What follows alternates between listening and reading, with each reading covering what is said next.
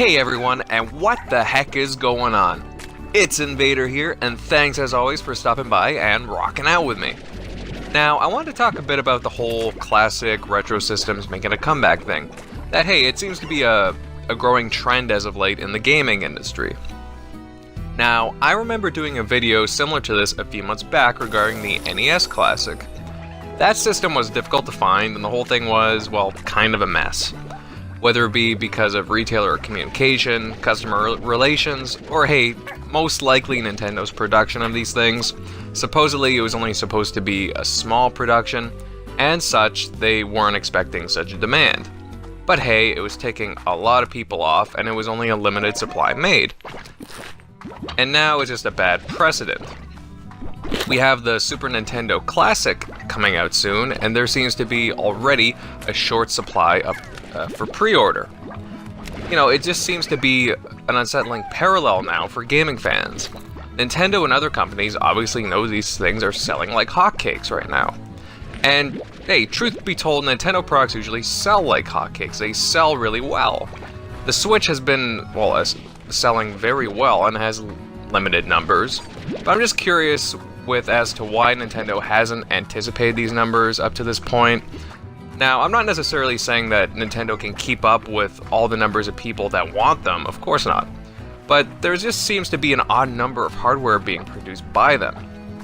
And they have been accused a few times of purposely creating a supply scarcity just to increase the demand for their products. Take Amiibos for example. They've done that with Amiibos. Maybe these companies need to do a better job of keeping their numbers in order and actually produce adequate numbers for the consumer market. And Nintendo has been taking in the money lately. The Nintendo Switch has sold about 4.7 million consoles since March, which is really good considering it's been out for what, like 4 or 5 months? And the NES Classic sold roughly 2.3 million units. So a company like Nintendo obviously knows they are making money right now. And, just, hey, start producing more quantities of these boxes. Now, are the Switch and the NES Classic in the same boat? Oh no, not at all, but it's still very impressive the numbers that the retro consoles are taking in. And now there's even rumors building of a Nintendo 64 Classic on the way as well. And I just hope that Nintendo bloody plans better, otherwise it'll just, be more consumer frustrations. Hey, and if you want one now, you better start taking pre-orders, guys, before the rush comes in.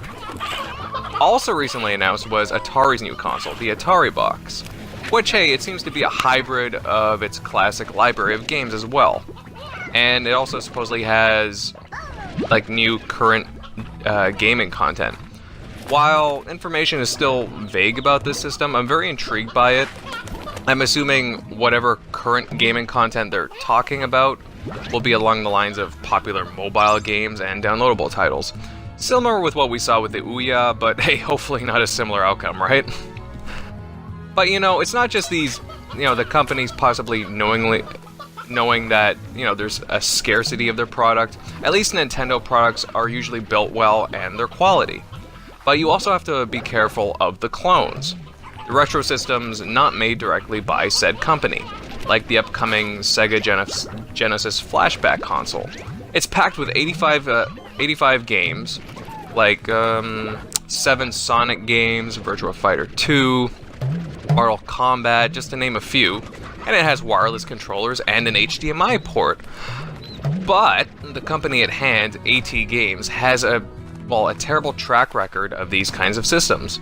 Some reviewers with review models have already claimed bad audio quality and just terrible frame rates already. So that's something definitely to be skeptical about. So while in principle I do like these kinds of systems, cool throwbacks to simpler times and nostalgia, you really have to be careful and do your homework on these products in certain cases. And hey, I'm definitely not telling anyone on how to spend their hard-earned money, but I think some extra attention needs to be paid to these kinds of products. Whether it be scammers, bootlegs, really poor made products, and so forth. As for myself, these things usually aren't my kind of thing.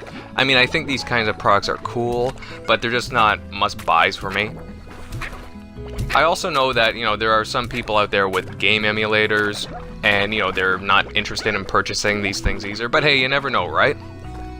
Also, I just really hope that a company like Nintendo takes the money from these flashback consoles and is putting it into new stuff moving forward, because they really need to get with the times.